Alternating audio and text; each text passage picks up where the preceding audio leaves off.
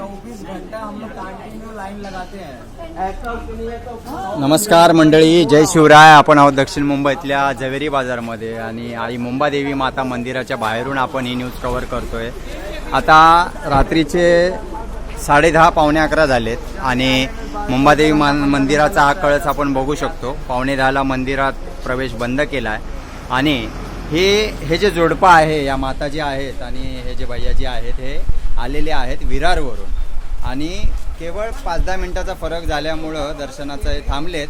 नवमीच्या हवनचं पण त्यांना दर्शन घ्यायचं होतं, आईच्या चरणी नतमस्तक व्हायचं होतं। आता हे एक झवेरी बाजारातला हा एका या जो सोनार आहे, त्या सोनाराच्या इथे कट्ट्यावर ते रात्रभर बसणार आहेत आणि पहाटे 5-5:30ला ज्यावेळेला मंदिर उघडेल त्यावेळेला आता हे बघा, या मामांनी एक चांगुलपणा माणुसकीचं त्यांना प्रसाद आणून दिला आहे।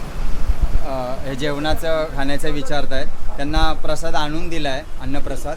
परंतु एक विशेष कौतुक वाटतं यांचं की त्यांचं तर म्हणणं आहे की आम्ही आलो आहे ना, ठीक आहे उशिरा आलो ना मंदिराच्या नियमानुसार वेळेच्या नंतर, पण आम्ही आता रात्रभर बसणार आहोत इथे।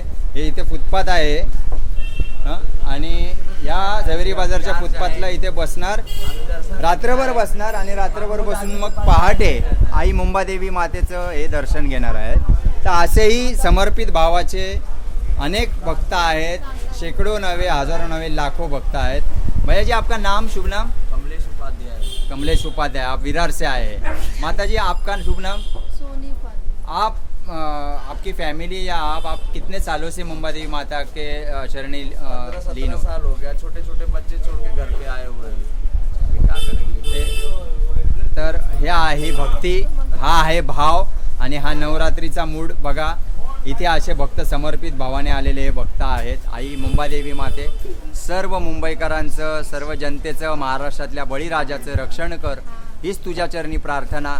सर्वांना चांगलं आरोग्य लाभू दे, तुझं गोड नाव अखंड सुखात राहू दे। जय मा मुंबादेवी, जय माता।